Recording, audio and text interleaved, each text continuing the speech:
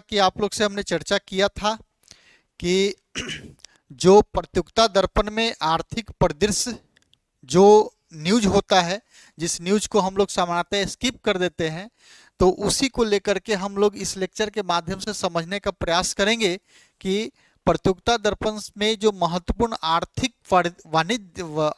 परिदृश्य होता है उसको हम लोग समझने का प्रयास करेंगे। तो सबसे पहले आप लोग देख पा रहे हैं कि जैसा कि यहाँ पे हेडिंग है कि 24-25 में देश की राष्ट्रीय आय के संबंध में एनएसओ के पहले अग्रिम अनुमान।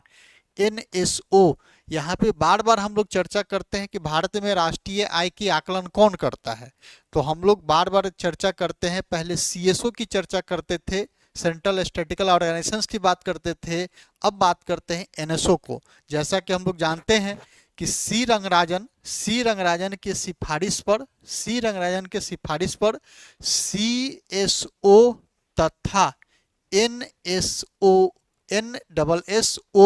को विलय करके और क्या बना दिया गया है, एनएसओ बनाया गया है। तो अब एनएसओ ही राष्ट्रीय आय की गणना करने के लिए जिम्मेदार एक संस्था है। और एनएसओ के बारे में जब हम लोग बात करते हैं तो ये एक मंत्रालय है, जिस मंत्रालय का नाम है सांख्यिकी एवं कार्यान्वयन मंत्रालय, जिसको मॉस्फी कहते हैं। उस मॉस्फी मंत्रालय के अंतर्गत यह एक विभाग है जो राष्ट्रीय आय की गणना के संदर्भ में अपना फंक्शन करता है। तो इनके द्वारा कुछ भारत के राष्ट्रीय आय के ग्रोथ के संदर्भ में, भारत के जीडीपी के ग्रोथ के संदर्भ में कुछ एस्टीमेट किया गया है। जैसा कि आप लोग यहाँ पे देख पा रहे हैं कि भारत की जीडीपी वृद्धि दर के बारे में चर्चा किया गया है और ये किस मूल्यों पर है, तो 11-12 के मूल्यों पे है। जैसा कि हमने पिछले क्लास में आप लोग से चर्चा किया था कि भारत सरकार ने जो अभी भारत का बेस ईयर जिसको आधार वर्ष बोलते हैं 11-12 है, उसको परिवर्तित करके 22-23 करने का सिफारिश किया है। और वह लागू कब से होगा, तो फरवरी 2000 यानी कि अगले साल फिनेंशियल ईयर से वो लागू होगा। तो जैसा कि यहाँ पे हम लोग देखेंगे कि जो कोविड-19 यानी कि 20-21 फिनेंशियल ईयर में कोविड का प्रभाव रहा था, और यहाँ पे आप लोग देख रहे हैं कि कोविड के समय भारत का इकोनॉमिक ग्रोथ क्या रहा था, माइनस में रहा था, -5.8 रहा था। और इसके बाद भारत का इकोनॉमिक ग्रोथ क्या हुआ, 9.7, इसके बाद फिर क्या है 7 है, इसके बाद क्या है 8.2 है, इसके बाद क्या है 6.4 है। बस कहना ये है आप लोगों से कि हम लोग को ये 4 साल का डाटा हम लोग को थोड़ा सा ध्यान पे रखना है। एक पहला काम ये है, हम लोग से अगर डाटा से क्वेश्चन अगर पूछा जा सकता है तो अभी बीपीएससी में क्वेश्चन पूछने की संभावना इस पे ज्यादा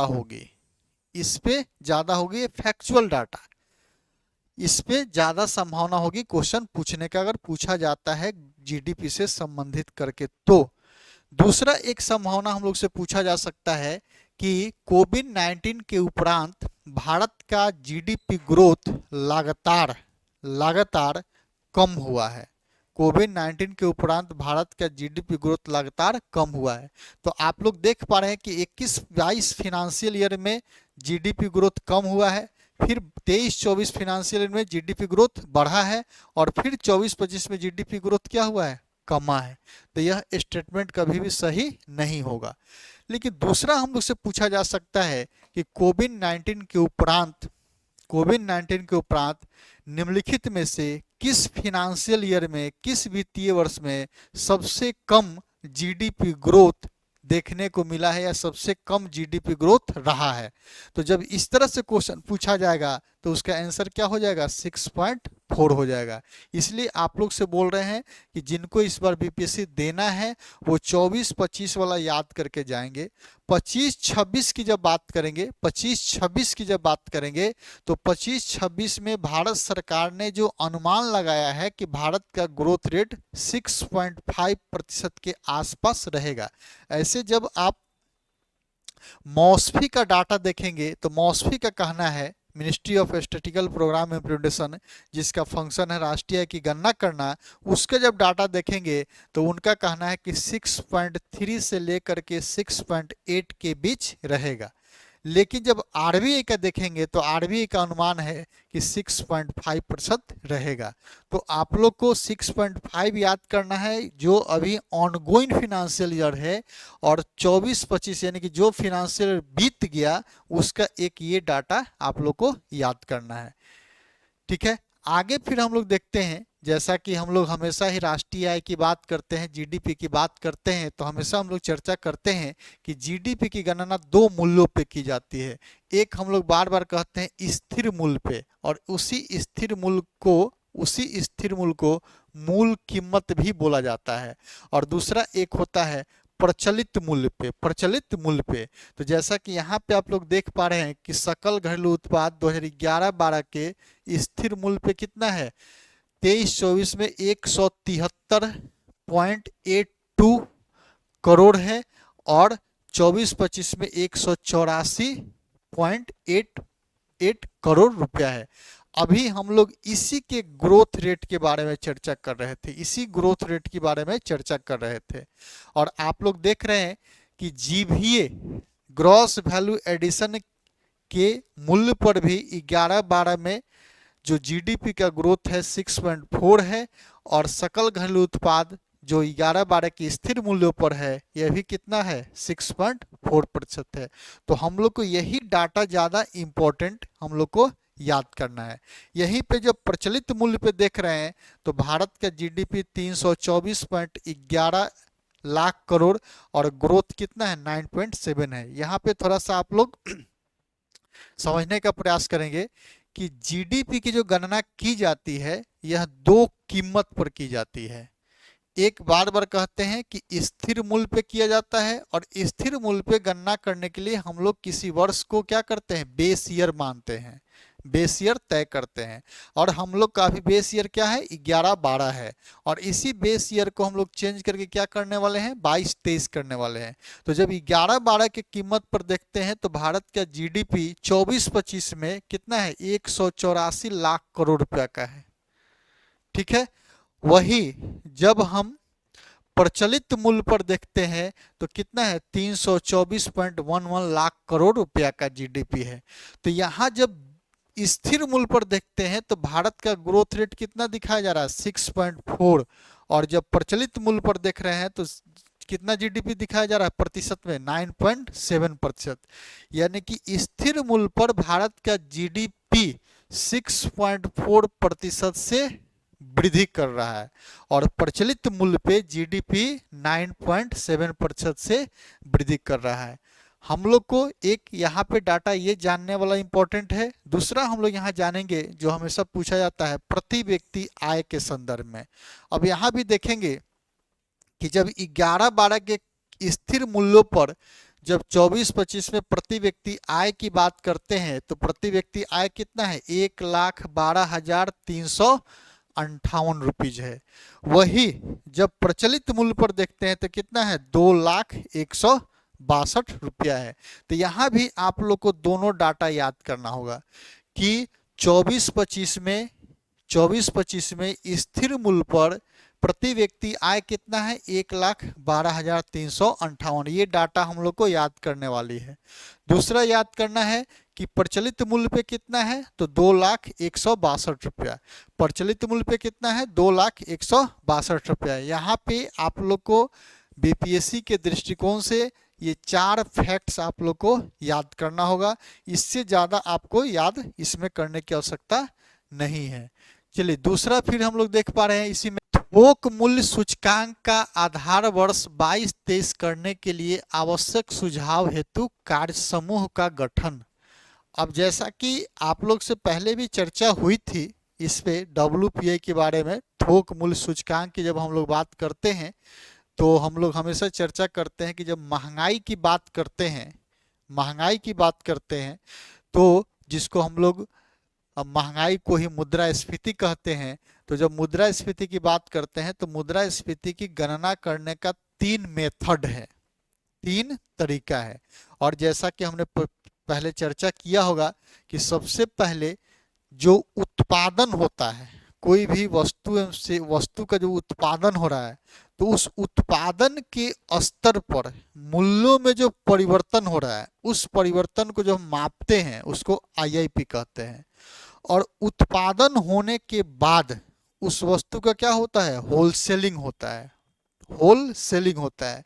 तो जब होलसेलिंग होता है यानी कि थोक मूल्य, होलसेलिंग थोक मूल्य, तो जब थोक मूल्यों में जो मूल्यों में परिवर्तन होता है उसको डब्ल्यूपीआई कहते हैं। और फिर होलसेलिंग होने के बाद वह वस्तु कहाँ पहुंचता है, कंज्यूमर के पास, उपभोक्ता के पास। तो उपभोक्ता जिस मूल्य पे खरीदता है उस मूल्य में जो मूल्यों में जो परिवर्तन होता है उस परिवर्तन को क्या कहते हैं, सीपीआई इंडेक्स कहते हैं। बस एक बार फिर इसको समराइज कर रहे हैं कि जो महंगाई का मेजरमेंट किया जाता है, महंगाई का मेजरमेंट का 3 सूचकांक है। एक को कहते हैं आईआईपी, दूसरा डब्ल्यूपीआई और तीसरा सीपीआई। यही जो डब्ल्यूपीआई की बात कर रहे हैं तो डब्ल्यूपीआई के स्थान पे अब बातें चल रही है भारत में पीपीआई का, प्रोड्यूसर प्राइस इंडेक्स। जो होलसेल प्राइस इंडेक्स है उसके स्थान पे पीपीआई की बात चल रही है। तो इसी से संबंधित यहाँ कुछ फैक्ट्स है, इसी को हम लोग देखना है। अब देखिए, अर्थव्यवस्था में हुए संरचनात्मक परिवर्तन के परिप्रेक्ष्य में थोक मूल्य सूचकांक का आधार वर्ष 22-23 करने के लिए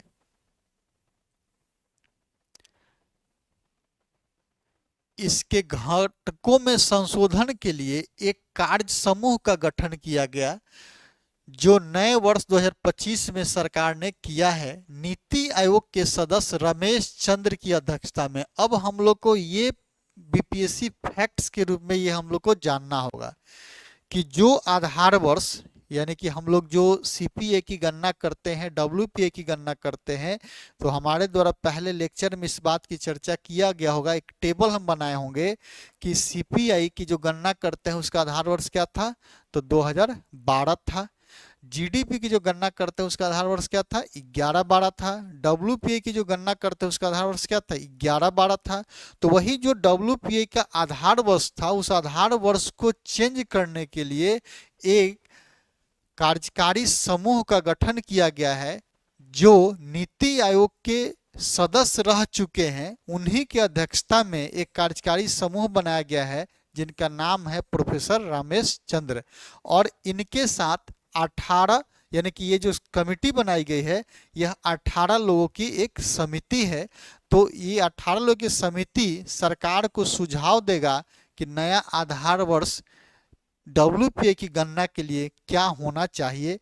जैसा कि यहाँ पे बताया जा रहा है कि नया आधार वर्ष क्या होने की संभावना है, तो 22-23 होने की संभावना बातें की जा रही है। यहाँ पे आप लोग देख पा रहे हैं कि 22-23 आधार वर्ष के थोक मूल्य सूचकांक के कमोडिटी बास्केट के साथ साथ नए प्रस्तावित प्रोड्यूसर प्राइस इंडेक्स का संरचना एवं इनके संकलन आदि के संबंध में सुझाव देने का भी कहा गया है। और यह सुझाव कितने दिनों में दे देना है, 18 माह के अंदर में दे देना है। अब जिनको बीपीएससी एग्जाम देना है वो बस क्या क्या जानेंगे इसमें, तो सबसे पहले जानेंगे डब्ल्यूपीआई कि डब्ल्यूपीआई होता क्या है। तो आप लोग से यही चर्चा करें कि डब्ल्यूपीआई एक सूचकांक है जो थोक मूल्यों पर वस्तुओं के मूल्यों में होने वाले परिवर्तन को दर्शाता है। थोक मूल्यों पर वस्तुओं के मूल्यों में होने वाले परिवर्तन को वो दर्शाता है। डब्ल्यूपीआई में सेवाएं को शामिल नहीं किया जाता है, क्योंकि सेवा को आप होलसेलिंग नहीं कर सकते हैं, उसको आप होलसेलिंग नहीं कर सकते हैं, इसलिए सेवा को शामिल नहीं किया जाता है। ठीक है, इतना आप लोग को जानना है। डब्ल्यूपीए की गणना करता कौन है, तो वाणिज्य एवं उद्योग मंत्रालय के अंतर्गत एक विभाग है, वही विभाग इसकी डब्ल्यूपीए की गणना करता है। डब्ल्यूपीए का जो अभी बेस ईयर था गणना करने के लिए वह 2011-12 था, जिसको चेंज करके क्या करने की संभावना है, 22-23 होने की संभावना है।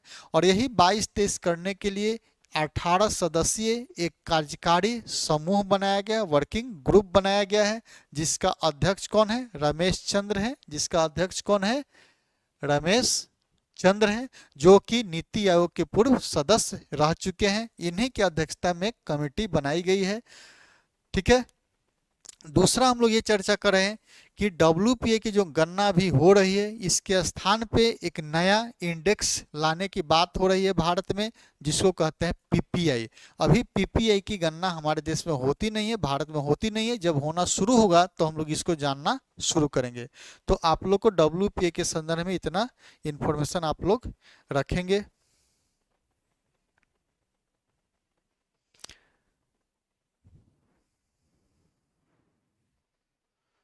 चलिए, एक फिर हम लोग के लिए जो इम्पोर्टेंट यहाँ पे न्यूज है कि अप्रैल दिसंबर 2024 में भारत के वस्तुगत निर्यात में 1.60% व आयातों में 5.1% की वृद्धि वाणिज्य मंत्रालय की रिपोर्ट है। अब इसको आप लोग देख लेंगे एक बार, ये होता क्या है। एक इससे संबंधित एक टॉपिक होता है जिसको बोलते हैं balance of payment. Balance of payment है क्या, जिसको हिंदी में कहते हैं भुगतान संतुलन। भुगतान संतुलन है क्या, तो विश्व के अनेक देशों से या भारत का विश्व के अनेक देशों से जो भी वस्तु एवं सेवा का आयात निर्यात होता है, या हम ये कहेंगे कि आर्थिक जो लेन देन होता है, उसी का जो एक सिस्टमेटिक रिकॉर्ड होता है, उसी को बैलेंस ऑफ पेमेंट कहते हैं। उसी को बैलेंस ऑफ पेमेंट कहते हैं। तो इसको कह सकते हैं कि systematic record of all final goods and services. वस्तु का निर्यात कम कर रहे हैं और आयात ज़्यादा कर रहे हैं। तो हमारा BOT balance of trade deficit कितना है, 210 अरब डॉलर का है। उसी प्रकार जब सेवा की बात कर रहे हैं तो आप लोग देख पा रहे हैं कि सेवा का निर्यात हम लोग कितना कर रहे हैं, 280 अरब डॉलर का, और सेवा का आयात कितना किए हैं, 149 अरब डॉलर का। और इस प्रकार सेवा के मामले में हम लोग क्या है, सरप्लस है। हम लोग क्या है, BOTS है। यहाँ पे BOT क्या है, D है, डेफिसिट्स है। तो यहाँ पे हम लोग सेवा के मामले में क्या है, सरप्लस है। लेकिन हम माइनस कितना है, 210, और प्लस कितना है, 131। तो जब दोनों को जोड़ करके निकालेंगे तो हम कितना घाटा में हैं, 79.50। 79.50, यानी कि हम पूरे विश्व के साथ करेंट अकाउंट डेफिसिट्स की जब बात कर रहे हैं, करेंट अकाउंट डेफिसिट्स की बात कर रहे हैं, तो हम कितना घाटा में हैं, लगभग 80 अरब डॉलर के घाटा में है। अब इसी को आज का ही न्यूज में इससे संबंधित इंफॉर्मेशन था कि भारत का करेंट अकाउंट डेफिसिट्स भारत के जीडीपी के संदर्भ में 1.2% है। बस उसको हम टेलीग्राम पे शेयर कर देंगे, जो पेपर का न्यूज है। कहा यह जा रहा है कि 24-25 फाइनेंशियल ईयर में भारत का जो करंट अकाउंट डेफिसिट्स है वह जीडीपी के 1.2% है। अब करंट अकाउंट डेफिसिट्स होता क्या है, करंट अकाउंट डेफिसिट्स होता क्या है, तो हम इस पे एक तुरंत लेक्चर तैयार कर देंगे, आपको तुरंत यूट्यूब पे हमने शेयर करेंगे। क्योंकि यहाँ पे पेज लेना संभव नहीं है, दिक्कत होती है। इसको बस सिंपल यहाँ पे हम छोड़ना चाहते हैं। तो आप लोग को यहाँ पे डाटा के याद करना है। तो डाटा ये याद करना है कि भारत का 24-25 फाइनेंशियल ईयर में करंट अकाउंट डेफिसिट कितना है जीडीपी का, तो 1.2% है। ठीक है, चलिए अगला फिर देखते हैं।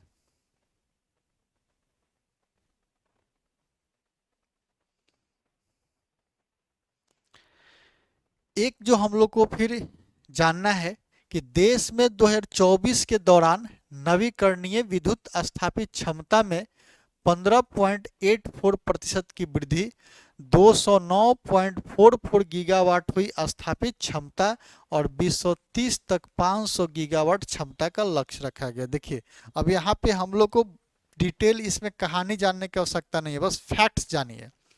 यहाँ कहा यह जा रहा है कि भारत में जो नवीकरणीय ऊर्जा है, उस नवीकरणीय ऊर्जा का स्थिति बताया जा रहा है कि उन 209.4% गीगावाट हुई स्थापित क्षमता, यानी कि हम लोग अभी भारत में, हम लोग का अभी भारत में नवीकरणीय ऊर्जा 209.44 गीगावाट हो चुका है, और हम लोग का 2030 तक लक्ष्य कितना है, 500 गीगावाट का। तो आपके लिए सबसे ज़्यादा इम्पोर्टेंट ये है, आपसे क्वेश्चन पूछा जाएंगे कि भारत सरकार ने नवीकरणीय ऊर्जा के लिए 2030 तक कितना गीगावाट लक्ष्य निर्धारित किया है, तो 500 गीगावाट।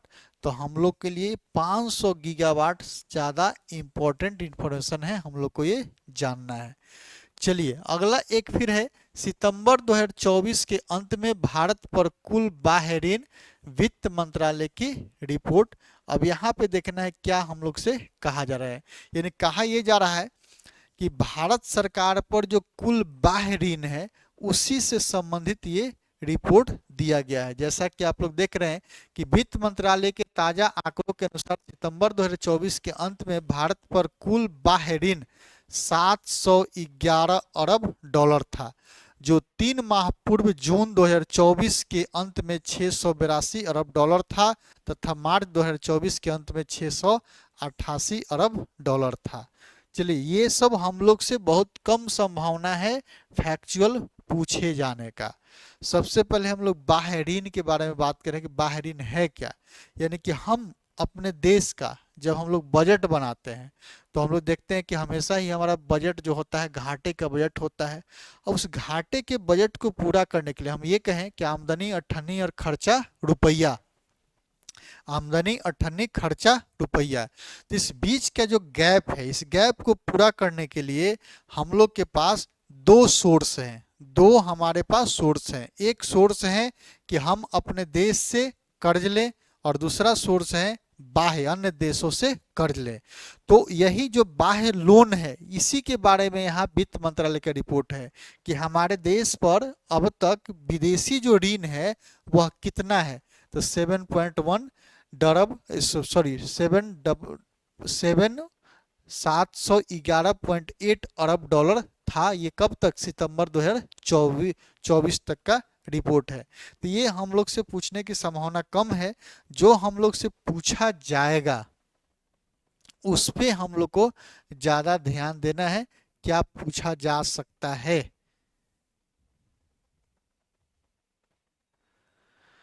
चलिए एक यहाँ से हम लोग फिर जानने का प्रयास करेंगे, थोड़ा सा फॉरेक्स रिजर्व की बात करेंगे, तब यहाँ पे इसको फिर हम लोग जोड़ेंगे फॉरेक्स रिजर्व से।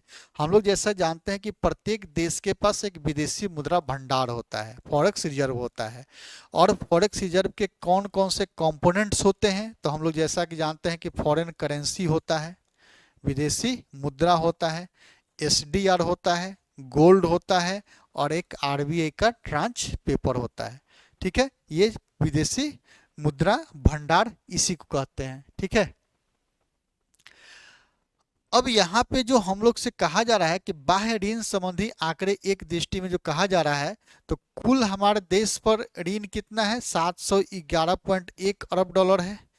इस ऋण को दो हिस्सों में बांटा गया है, इस ऋण को दो हिस्सों में बांटा गया है, एक अल्पकालीन ऋण है, एक दीर्घकालीन ऋण है। अब यहां से हम लोग से कहीं क्वेश्चन पूछा जा सकता है कि भारत पर जो बाह्य ऋण का कर्ज है, भारत पर जो बाह्य ऋण का कर्ज है वह अल्पकालीन ऋण ज्यादा है या दीर्घकालीन ऋण ज्यादा है।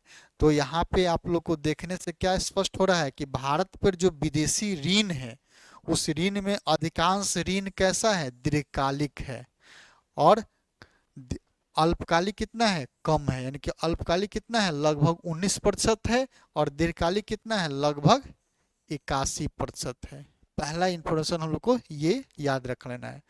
दूसरा जो याद रखना है कि हमारे पास जो टोटल बाह्य ऋण है, भारत में जो टोटल बाह्य ऋण है, उस टोटल बाह्य ऋण जो है वह भारत के फॉरेक्स रिजर्व का, भारत के फॉरेक्स रिजर्व का कितना प्रतिशत है, कितना प्रतिशत है। अब यहाँ पे हम लोग को ये लाइन को थोड़ा सा पढ़ के समझना है। सितंबर 2024 के अंत में देश में आरक्षित बाह्य मुद्रा कोष कुल बाह्य ऋण का 99.2% थे। यानी कहने का मतलब ये है कि हमारे देश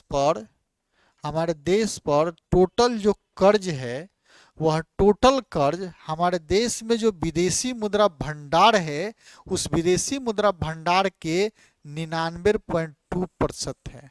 मान लिए हम एक उदाहरण के लिए हम ये कहें कि भारत के पास विदेशी मुद्रा भंडार 100 रुपया है।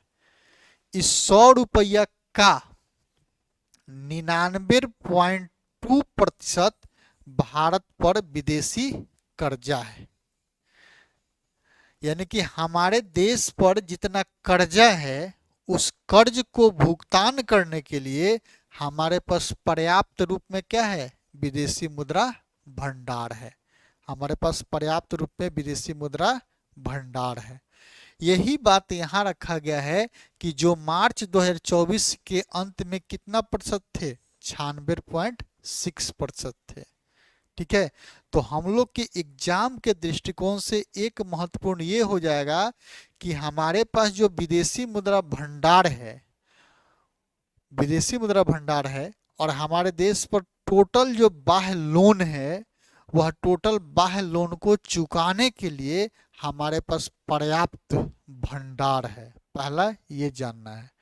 दूसरा जानना है कि जो हमारे पास विदेशी जो कर्ज है, उस कर्ज का लगभग 81% दीर्घकालीन है और 19% क्या है? अल्पकालीन है। फिर तीसरा जो हम लोग की इंफॉर्मेशन जानने वाली है जो परीक्षा के दृष्टिकोण से, कि जीडीपी के प्रतिशत के रूप में कुल बाह्य ऋण कितना है? जीडीपी के प्रतिशत के रूप में कुल बाह्य ऋण कितना है? अब हमारे देश पर जो टोटल 711 पॉइंट कुछ अरब डॉलर जो ऋण है, उसको जब हम भारत के जीडीपी से तुलना करते हैं तो वह जीडीपी का करीब करीब 19.4% है। यह भी हमारे लिए फैक्ट्स जानने वाली बात है। बस हम ये कह रहे हैं कि हमारे देश का जो जीडीपी है, उस जीडीपी का करीब करीब 19% हमारे पास जो लोन है, जो बाह्य लोन है, विदेशी लोन है, 19% विदेशी है। और जब हम भारत की बात करते हैं तो हमारे जीडीपी का लगभग 60% लोन है। उस 60% में करीब करीब 19% किसका है? विदेशी का है। तो 60 में से 19 घटेगा तो कितना होगा? लगभग 41% किसका है? आंतरिक लोन है। यानी कि हम ये कह रहे हैं कि अगर हमारा जीडीपी 100 रुपया का है तो 100 रुपया का 60% हमारे देश पर कर्जा है। उस 60% में करीब करीब 19% कर्जा विदेशी है और 41% कर्जा क्या है? देशी है। तो एक हम लोग को ये इंफॉर्मेशन हम लोग को जानना है। जीडीपी का 19% के आसपास क्या है? भारत पर कुल बाह्य ऋण का कर्जा है। दूसरा एक इंफॉर्मेशन जानना है कि हमारे देश पर जो कर्जा है अब डॉलर के रूप में सबसे ज्यादा है कि एन के रूप में है कि एसडीआर के रूप में है कि यूरो के रूप में है कि रुपए के रूप में है? तो हम लोग को याद रखना है कि हमारे देश पर जो मुद्राओं की दृष्टि से बाह्य ऋण की जब संरचना की बात करते हैं तो सबसे ज्यादा हम लोग के देश पर किस करेंसी में ऋण है? तो डॉलर के फॉर्म में है। तब किस में है? रुपए के फॉर्म में है। तब किस में है? एन के फॉर्म में है। तब किस में है? एसडीआर के फॉर्म में है। तब क्या है? यूरो है। तो हम लोग को यहाँ पे फैक्ट्स एक जानना होगा कि भारत पर जो विदेशी ऋण है, उस विदेशी ऋण में अधिकांश ऋण किस देश के करेंसी में है? तो डॉलर के फॉर्म में सबसे ज्यादा ऋण है। यानी कि टोटल ऋण का लगभग आधा हिस्सा किस फॉर्म में है? डॉलर के फॉर्म में ऋण हम लोग का है। ठीक है, चलिए यही चीज यहाँ पे फिर डिटेलिंग किया गया है यहाँ पे। चलिए एक फिर हम लोग यहाँ पे देख रहे हैं, ये हम लोग को फिर जानने वाली बातें हैं कि ओडिशा के भी शामिल हो जाने से 34 राज्य केंद्र शासित क्षेत्र आयुष्मान भारत प्रधानमंत्री जन आरोग्य योजना के दायरे में आ गए हैं। अब जैसा कि आप लोग देख पा रहे हैं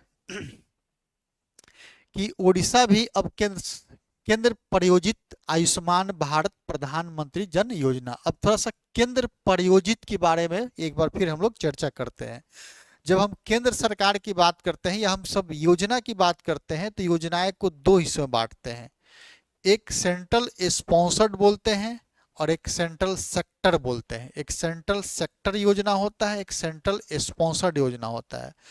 तो जब सेंट्रल सेक्टर योजना की बात करेंगे तो उसी को केंद्र प्रायोजित योजना बोलते हैं। जब सेंट्रल स्पॉन्सर्ड योजना की बात करेंगे तो उसी को कहते हैं केंद्र प्रायोजित योजना बोलते हैं। और एक सेंट्रल सेक्टर की बात बोलते हैं तो केंद्रीय क्षेत्र की योजना बोलते हैं। तो अब कहा जा रहा है कि ओडिशा भी अब केंद्र प्रायोजित आयुष्मान भारत प्रधानमंत्री जन आरोग्य योजना में जनवरी 2025 में शामिल हो गया है। इसके लिए केंद्र सरकार के स्वास्थ्य मंत्रालय के राष्ट्रीय स्वास्थ्य प्राधिकरण व ओडिशा सरकार के स्वास्थ्य एवं परिवार कल्याण विभाग के बीच एक समझौता ज्ञापन पर हस्ताक्षर जनवरी 2025 को नई दिल्ली में किए गए। सबसे पहले हम लोग इसको देखते हैं कि यह योजना ये है क्या, यह योजना है क्या। तो देखिए ये योजना हम लोग किसी देश से प्रभावित होकर के शुरू किए हैं। एक समय अमेरिका के राष्ट्रपति हुआ करते थे ओबामा। तो अमेरिका में ओबामा ने एक ओबामा केयर नामक योजना चलाया था और ओबामा केयर जो योजना था यह स्वास्थ्य से संबंधित योजना थी।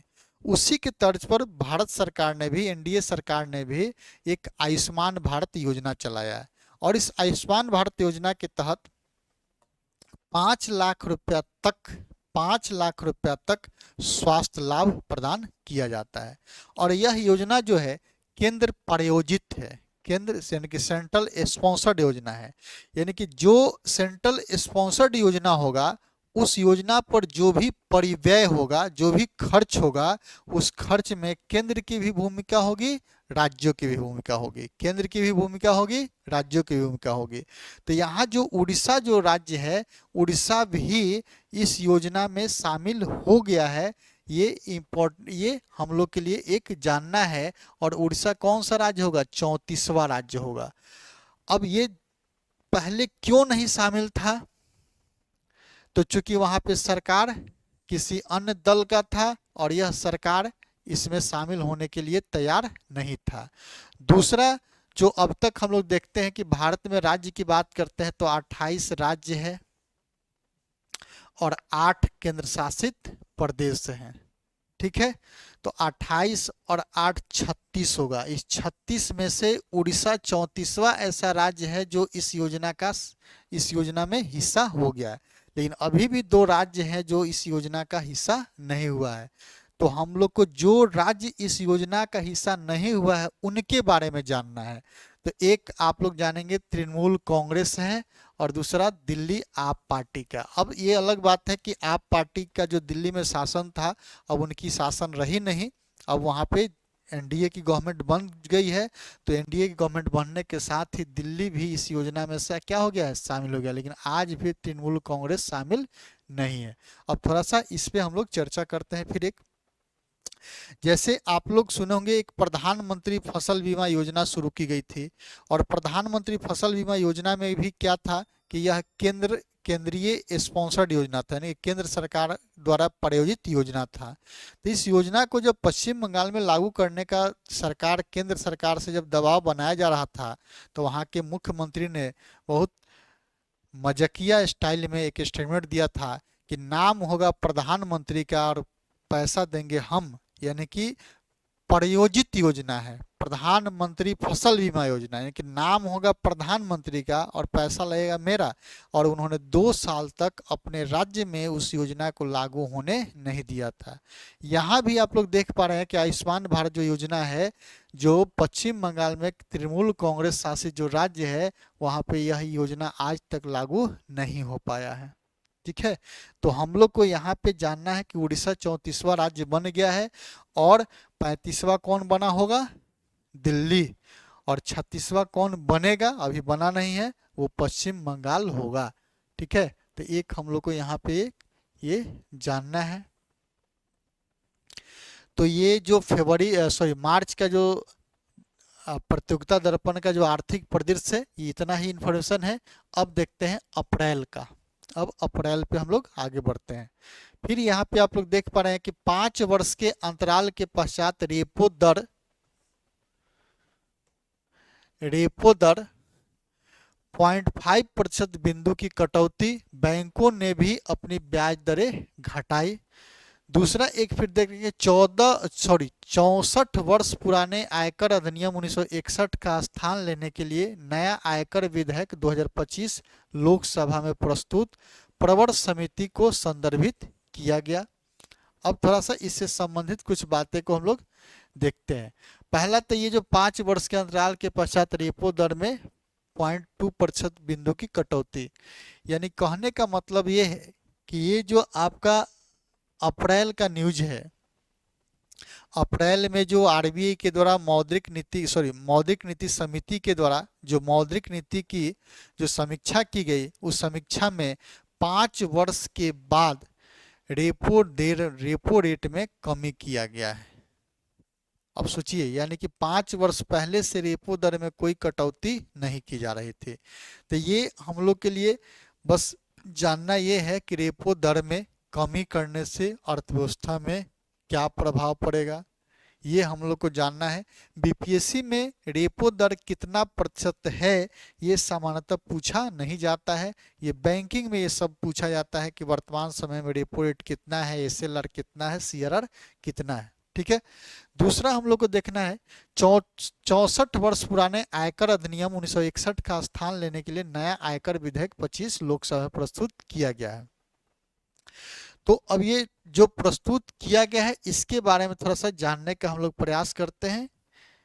यहाँ से भी हम लोग को बीपीएससी में बहुत ज़्यादा कुछ ऐसा क्वेश्चन पूछने की संभावना नहीं है, लेकिन कुछ फैक्ट्स है जिस फैक्ट्स को हम लोग जान लेंगे। जैसा कि देख पा रहे हैं कि देश में 1 अप्रैल 1962 से लागू आयकर अधिनियम 1961 सरलीकरण तथा इसमें चले आ रहे अवांछित प्रावधानों को समाप्त करने के उद्देश्य से नया आयकर कानून लाने का संकेत वित्त मंत्री निर्मला सीतारमण ने अपने बजट भाषण जुलाई 2024 में 24-25 के लिए केंद्र का नियमित बजट प्रस्तुत करते समय अपने बजट भाषण में दिया था। नया आयकर विधेयक उन्होंने 13 फरवरी 2025 को लोकसभा में प्रस्तुत किया, जिसे विपक्ष के विरोध के बावजूद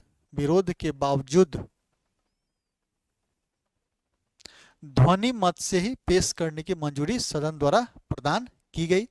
सरकार ने स्वयं ही इस विधेयक को संसदीय समीक्षा के लिए भेजने की पहल करते हुए इसे प्रवर समिति को संदर्भित करने का आग्रह लोकसभा अध्यक्ष ओम बिरला ने से किया गया। विधेयक की समीक्षा के लिए भाजपा सांसद, अब यहाँ पे इनका नाम जानना है, वैजयंत जय पांडा की अध्यक्षता में 21 सदस्यीय प्रवर समिति का गठन स्पीकर बिरला ने बाद में किया। अब एक बार फिर सुनेंगे। भारत सरकार ने इस फिनेंशियल ईयर यानी कि 25-26 के फिनेंशियल ईयर में जो बजट सत्र चल रहा था, बजट सत्र में एक बिल लेकर के आया जो इनकम टैक्स से संबंधित था। इस बिल को जब सदन में प्रस्तुत किया गया तो इस बिल का विपक्षी सांसदों के द्वारा, विपक्षी सदस्यों के द्वारा इस बिल का विरोध किया गया था। लेकिन फिर भी आप लोग जानते हैं कि लोकसभा में सरकार जो होता है उसका बहुमत होता है, तो यह बिल क्या हो गया, लोकसभा से पारित हो गया। लेकिन फिर सरकार ने ही यानी कि सरकार सत्ता पक्ष के सांसद लोग ने ही इस बिल को प्रवर समिति के पास जांच कराने के लिए सहमति दर्ज कराया और अध्यक्ष के पास इसके लिए उन्होंने गुहार लगाया कि प्रवर समिति गठित करके इसका जांच करवाया जाए। तो यही जांच अभी हुआ था और अभी 4 दिन पहले जो पुनः मॉनसून सत्र में आप लोग पेपर में पढ़े होंगे कि निर्मला सीतारमण ने फिर जो आयकर विधेयक को इंट्रोड्यूस किया था लोकसभा में, यानी कि लोकसभा से ध्वनि मत से पारित हो गया था, लेकिन पुनः उन्होंने इंट्रोड्यूस किया। प्रवर समिति के जो जांच आई है उस जांच को पुनः उन्होंने इंट्रोड्यूस किया है। अब सरकार का कहना है ये जो नया आयकर विधेयक लाया गया है, इस आयकर विधेयक में ना तो किसी भी प्रकार का नया टैक्सेशन की बात कही गई है और ना कोई टैक्स बढ़ाने की बात कही गई है। उनका स्पष्ट रूप से कहना है, सरकार का कहना है कि जो 1961 के जो टैक्स से संबंधित जो कानून है और उस कानून में बहुत सारे ऐसे सेक्शंस हैं जिसका अब वर्तमान समय में कोई उसका औचित्य नहीं रह गया है, उस वैसे सेक्शन को क्या कर देना है, समाप्त कर देना है। और जो भाषा है, टैक्स का जो भाषा है, उस भाषा को इतना सरल बनाना है, शब्दों को इतना सरल बनाना है कि एक आम व्यक्ति भी उस भाषा को पढ़ के समझ सके और अपना खुद आईटीआर दाखिल कर सके। यही बात यहाँ पे आप लोग देख पा रहे हैं कि दिया गया है कि कानूनों को आसान एवं टैक्स पेयर फ्रेंडली बनाना है, यहाँ पे 61 होगा, बनाना है। इससे टैक्स अनुपालन लागत में कमी आने के साथ साथ टैक्स प्रशासन दक्षता में वृद्धि होगी। कर कानून को सरल बनाने के लिए नए लाए गए विधेयक में अध्यायों की संख्या जो 47 है उसे घटाकर कितना कर दिया जाएगा, 23 कर दिया जाएगा। यही आप लोग को फिर याद करने वाली यहाँ पे बातें हैं कि आयकर जो अधिनियम है उस अधिनियम में सेक्शन कितने थे, 47। अब सेक्शन का मतलब होता क्या है, इसको थोड़ा सा एक बार देख लेते हैं। जैसा कि आप लोग पॉलिटी जब पढ़ते होंगे तो पढ़ते होंगे भारतीय संविधान में 395 अनुच्छेद है और उस 395 अनुच्छेद को सुविधा अनुसार 22 भागों में विभक्त किया गया है। तो हम लोग कहते हैं कि भारतीय संविधान में 395 अनुच्छेद, 22 भाग और 12 अनुसूचियां हैं, यही हम लोग पढ़ते हैं। तो ये 22 भाग, क्या भाग आर्टिकल अलग हैं और भाग अलग हैं, ऐसा नहीं है। जो आर्टिकल्स है उसी आर्टिकल्स को भाग में 22 भागों में विभक्त किया जाए। जैसे हम लोग पढ़ते हैं कि भाग 1 तो संघ एवं राज्य क्षेत्र, तो हम लोग पढ़ते हैं कि भाग 1 से लेकर के 4 जो आर्टिकल है वह भाग 1 का हिस्सा है। फिर 5 से लेकर के जो 11 है भाग 2 का हिस्सा है, यही हम लोग पढ़ते हैं।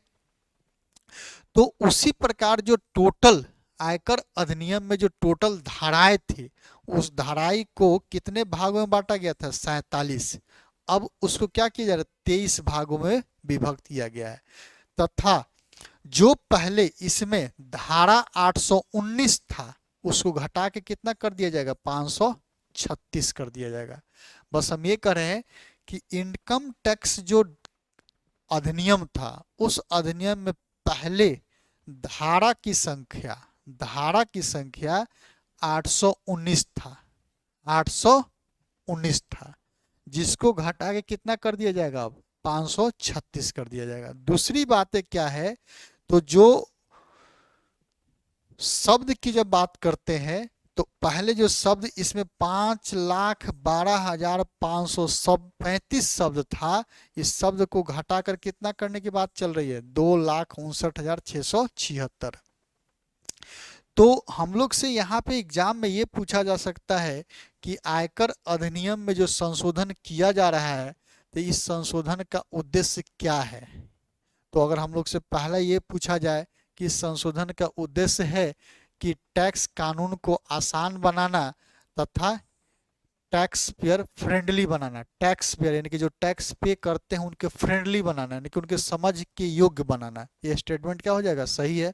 दूसरा कहा जाए कि सेक्शन जो पहले 47 था उसको घटा करके 23 किया जा रहा है, ये भी स्टेटमेंट सही है। तीसरा अगर कहा जाए कि जो पहले 819 धारा था उसको घटा करके कितना किया जा रहा है, 536 किया जा रहा है, तो ये भी स्टेटमेंट क्या है, सही है। और यहाँ शब्दों को क्या किया जा रहा है, जो अवांछित शब्द थे और जिस शब्द का आम पब्लिक उसका मतलब नहीं समझ पाते थे उसको क्या किया जा रहा है, समाप्त करने की बातें कही जा रही है। तो यहाँ पे हम लोग को इतना इंफॉर्मेशन यहाँ पे हम लोग को जानना है।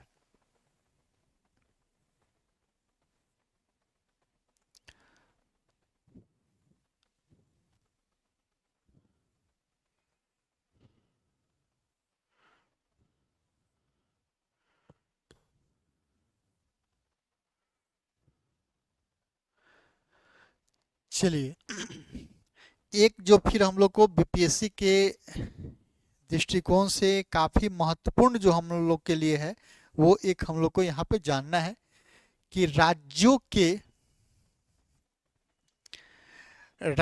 के राजकोषीय स्वास्थ्य के आकलन हेतु नीति आयोग के पहले वित्तीय स्वास्थ्य सूचकांक, इसके बारे में थोड़ा सा हम लोग जानते हैं कि ये है क्या। राज्यों के राजकोषीय स्वास्थ्य के आकलन हेतु नीति आयोग के पहले वित्तीय स्वास्थ्य सूचकांक। अब देखिए, हम लोग एक शब्द यहाँ पे जानते हैं फिजिकल कंसोलिडेशन, जिसको कहते हैं राजकोषीय समेकन। फिजिकल कंसोलिडेशन जानते हैं, यानी किसी भी देश को राजकोषीय दृष्टिकोण से स्वस्थ देश कहलाने के लिए, स्वस्थ देश कहने के लिए कुछ मानक होते हैं। कुछ मानक है, जैसा पहला क्या मानक है, तो राजकोषीय घाटा उसके जीडीपी का 3% के आसपास होना चाहिए। राजस्व घाटा 0 होना चाहिए। प्रभावी राजस्व घाटा 0.5% के आसपास होना चाहिए। और और ऋण जीडीपी रेशियो, यानी कि डेट रेशियो कहेंगे, ऋण जीडीपी रेशियो 60% होना चाहिए। अगर ये चारों मानक को अगर देश फुलफिल करता है तो हम कहेंगे कि वह देश राजकोषीय स्वास्थ्य के दृष्टिकोण से स्वस्थ है। उसी के तर्ज पर 2025 में नीति आयोग ने एक राजकोषीय राज्यों के लिए, बिहार के लिए, यूपी के लिए, झारखंड के लिए, राज्यों के लिए एक राजकोषीय स्वास्थ्य के आकलन हेतु एक वित्तीय स्वास्थ्य सूचकांक जारी कर रहा है। एक वित्तीय स्वास्थ्य सूचकांक जारी कर रहा है। बस हम ये कह रहे हैं कि राज्यों के वित्तीय स्वास्थ्य को ध्यान में रखते हुए नीति आयोग के द्वारा एक सूचकांक जारी किया जा रहा है। अब नीति आयोग ने किसी भी राज्य को राजकोषीय दृष्टिकोण से स्वस्थ कहने के लिए किन किन मानक को आधार बनाया है, किन किन मानक को आधार बनाया है। तो आप लोग यहाँ पे देख पा रहे होंगे कि 5 मानक रखा गया है। 5 मानक रखा गया है। पहला है व्यय की गुणवत्ता, दूसरा है राजस्व जुटाना, तीसरा है वित्तीय विवेक, चौथा है ऋण सूचकांक और 5वां है ऋण स्थिरता। इसी को यहाँ पे आप लोग देख पा रहे होंगे।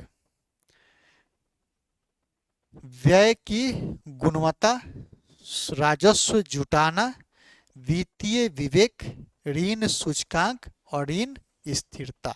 अब व्यय की गुणवत्ता की बात की जा रही है, यानी कहा यह जा रहा है कि अगर किसी राज्य को राजस्व आ रहा है, अब राजस्व आने का 2 सोर्स है।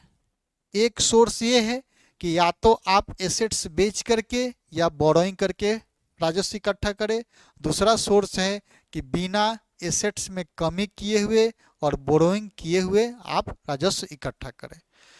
तो अगर आप जो व्यय की आपकी गुणवत्ता है, यानी कि आप अपने राज्य में वैसा व्यय कर रहे हैं जिससे आपके राज्यों में लोगों के आर्थिक कल्याण में काफ़ी वृद्धि हो रही है तथा देश और आपके राज्य में बेसिक इंफ्रा का विकास हो रहा है, तो आपका जो व्यय की गुणवत्ता है उसका सूचकांक क्या होगा, बेहतर होगा। उसी प्रकार राजस्व जुटाना, आप जो राजस्व जुटा रहे हैं, यानी कि राज्यों का जो रेवेन्यू का सोर्स है, अगर वह संपत्ति बेच करके ज़्यादा कर रहा है, बोरोइंग का सहारा ज़्यादा ले रहा है, तो उसका राजकोषीय स्वास्थ्य के दृष्टिकोण से क्या होगा, नीचा उसका सूचकांक होगा। यानी कि राजस्व जुटाना कैसे है, या तो टैक्स से जुटाइए या तो नॉन टैक्स का सहारा लीजिए। तो यही 5 मानक है। इन्हीं 5 मानक के आधार पर राज्यों का एक स्वास्थ्य सूचकांक जारी हो रहा है, और ये जारी कौन कर रहा है, नीति आयोग। और ये 2025 में पहले बार जारी हुआ है। ठीक है, तो हम लोग को यहाँ पे जानना है कि प्रथम 5 राज्य का जानना है कि प्रथम 5 राज्य इस सूचकांक में सबसे ऊपर है। दूसरा, हम लोग को बीपीएससी के एग्जाम देना है, इसलिए बिहार के बारे में जानना है कि बिहार का पोजीशन कौन सा है। तीसरा ये जानना है कि ये जो सूचकांक है, जो अभी 18 राज्यों का सूचकांक जारी हुआ है, इस सूचकांक में बिहार का पोजीशन क्या है। जैसा कि यहाँ पे आप लोग देख पा रहे हैं कि 1 से 5 जिनका रैंक है उनको अचीवर का दर्जा दिया गया है। और अचीवर के श्रेणी में कौन है? उड़ीसा, छत्तीसगढ़, गोवा, झारखंड और गुजरात।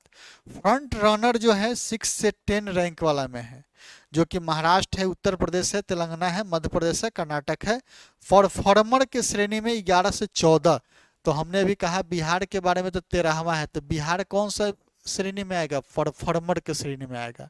तो आप लोग को एक तो ये याद करना है कि वित्तीय जो स्वास्थ्य सूचकांक है, वित्तीय स्वास्थ्य सूचकांक है,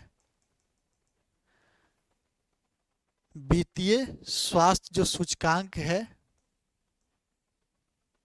ये किनके द्वारा जारी किया जाता है? तो नीति आयोग के द्वारा किया जा रहा है। इस सूचकांक में 5 मानक रखे गए हैं।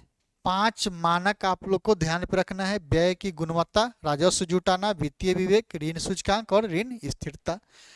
अगला जो याद करना है कि अब तक कितने राज्यों का हुआ है? तो 18 राज्यों का हुआ है। उस 18 में से पहला 5 राज्य कौन है सबसे ऊपर में?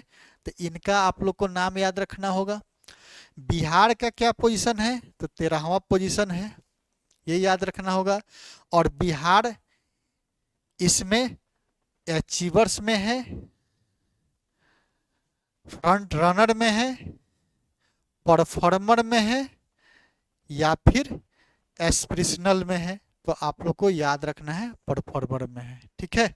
तो इन्हीं के साथ हम लोग जो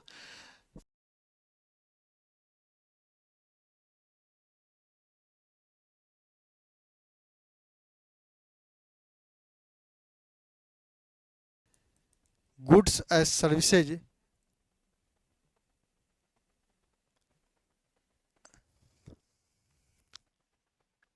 ठीक है। तो यहाँ पे भारत के विदेशी व्यापार की जब बात कर रहे हैं तो यहाँ